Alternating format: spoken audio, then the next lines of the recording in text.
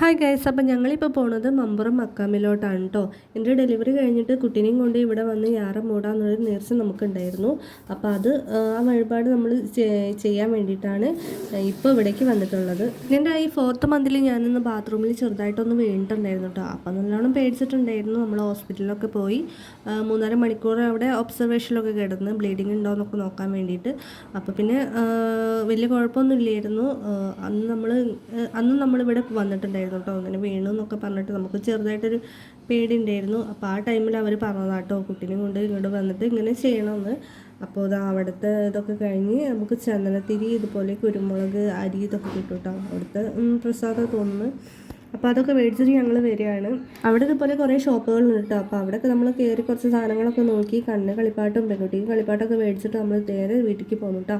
അപ്പോൾ ഇന്നത്തെ വീഡിയോ ഇത്രയേ ഉള്ളൂ. വീഡിയോ ഇഷ്ടപ്പെട്ടാൽ നമ്മുടെ ചാനൽ സബ്സ്ക്രൈബ് ചെയ്യാൻ മറക്കരുത്. ടാറ്റാ.